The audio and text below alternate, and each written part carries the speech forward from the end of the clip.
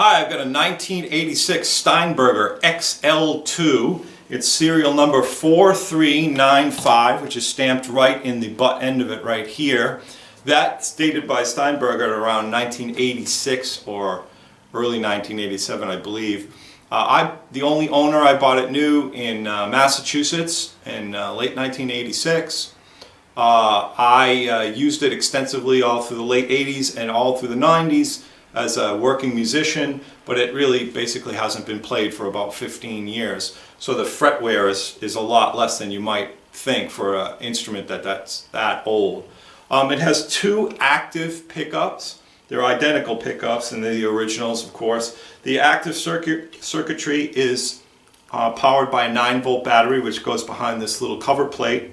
This cover plate is often lost on these instruments over the years, but this is the original. Also, you can see on the back there is this yoke, which is used for a strap. It's unusual in that it's on a center pivot, and that center pivot is in the center of gravity of the bass. So once this is hung around your neck like a regular strap, you can position the bass in any angle and it will stay wherever you put it. It's also much easier on your neck and your back. If you're a working musician, you'll appreciate that, and then it folds out of the way. There is a leg rest which folds out for use and then back when you want to stand up and play. The earlier models had a peg that stuck in here and went over your leg, but this model has this leg which works terrific. The instrument itself is really simple. It has a volume knob and two tone knobs, one for each of the pickups. And I'm going to turn on a small Ampeg practice amp, and so you can hear it. First thing you'll notice is that this instrument is very, very quiet. It's terrific for plugging directly into a board, for instance, and playing, because you get the same tone that you would amplified with no noise whatsoever. And it has a very, very clean sound. And every string rings at exactly the same volume. The sustain on this instrument is unparalleled. I've never seen anything like it in any other kind of instrument, and that's because of the way it's built. It's made from reinforced phenolic plastic. The entire thing is molded from one piece. The neck goes all the way through the body, and it does have a cover plate on the top, but it's essentially one slab of reinforced plastic. So the sustain on this is almost limitless. If you hit a string and let it ring, it will ring until you mute it. And another nice thing about it is that fretted notes basically have the same sustain as open strings. So if you hit an E like this, fretted, it will ring as long as an open string would. And also the volume of open strings doesn't overwhelm fretted notes either, which is very unusual. This is a very unusual instrument, and in some ways it's the ideal bass because of the sustain, because it's really pure tone and not a lot of noise. So the two treble and bass knobs work like this. Here's the open A string, and we can put it all the way to bass on both of them, and so you get a very low tone.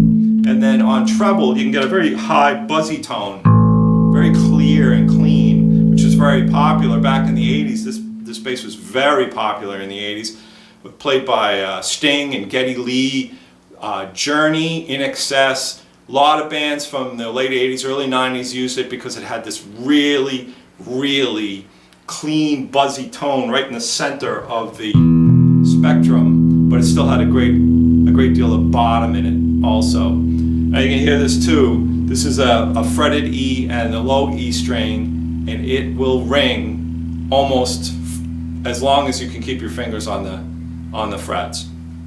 Now this is unusual in that it has double ball end strings. The bass is tuned down here. You turn this little knurled nut to tighten or loosen the string. It's held in at both ends. The only parts that have been replaced on this instrument are two of these little claws that hold the ball end. They have a threaded rod that comes through and holds on to that, and that failed. These two have been replaced. They're actually the replacements are made by a person that worked at the Newburgh, New York factory that built this. So he probably built this guitar in the first place, and now he sells the only part really that ever wears out on this, which is that little part, and they're available online for about $35. So anyway, they've both been replaced. Everything works perfectly on this instrument. Another nice thing about this instrument is intonation. If you've ever had trouble with intonation on a regular, like a Fender precision bass or something like that, you'll love this instrument. There's a little hex head screwdriver that comes with this. It will come, we still have the original one that came with it, and it will adjust everything around this bridge. It will raise and lower these. It can also make them go back for intonation, and then when you're all done, you have it set up just right, there are two more hex heads, one here to pinch it together and hold it exactly in place so there'd be no vibration and it can't move. And so the intonation on this instrument is really, really good. And you only really have to set it every time you use a different kind of strings or something like that. And another amazing thing about this guitar is that it never, ever goes out of tune. You could play it all day, put it in its gig bag. It does have a gig bag. You could play it all day and take it out of the bag the next day and it's still in tune. You can go weeks without tuning this instrument sometimes. It's almost boring to tune it up because you put the tuner on and it just tells you that it's still in tune.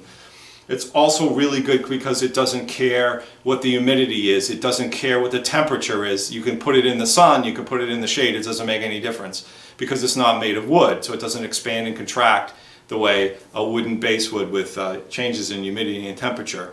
It is almost indestructible. People used to call it back in the 80s a boat oar, but it's sturdier than a boat oar. This instrument, besides being it all completely works, it doesn't really have any blemishes on it either. There are a couple of nicks because it was, again, played every day for years, but it hasn't been played in 15 years basically. The only things that you could possibly find that call them defects are right here. The bass had been stood on its end and leaned up against an amplifier during jobs, but they're just abrasions. They're nothing. There aren't any scratches. The gig bag is available with it. It's the original gig bag that came with it. It's a soft bag, although it is padded, and it has a little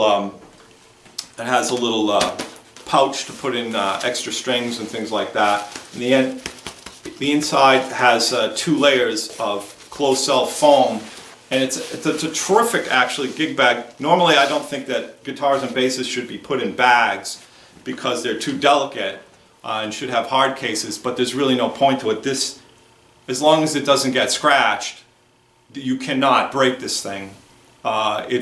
You could try to break it and you couldn't do it. So anyway, it has a wonderful tone, really clean, and even set just straight up halfway, 50% bass and treble on these two, you'll see that it has a wonderful tone.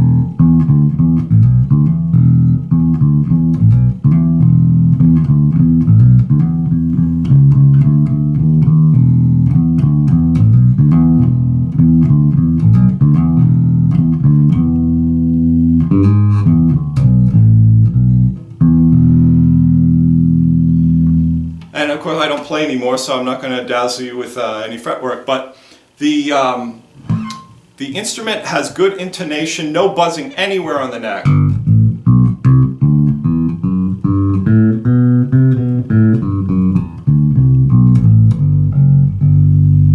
And then, further up the neck.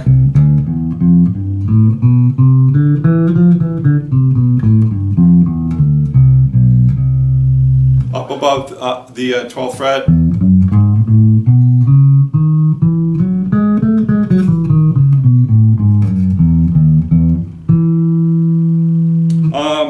So there's nothing wrong with this instrument, and if you wanted to work play it every night. It's a very sturdy, reliable instrument. You have to change the battery in it maybe once a year for the active circuits. That's it.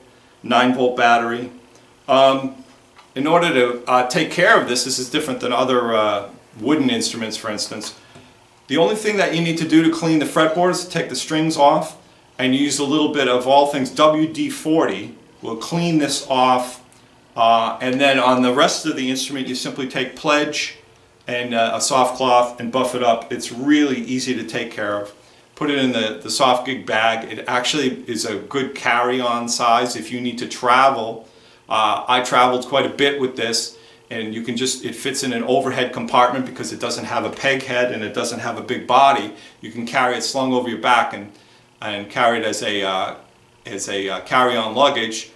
And with the pouch on the gig bag, you can keep a tuner, your strap. I do have the original strap that came with it, which will be included in the sale. I never used it. I used a different strap, but it is worn quite a bit because my son used it for his guitar.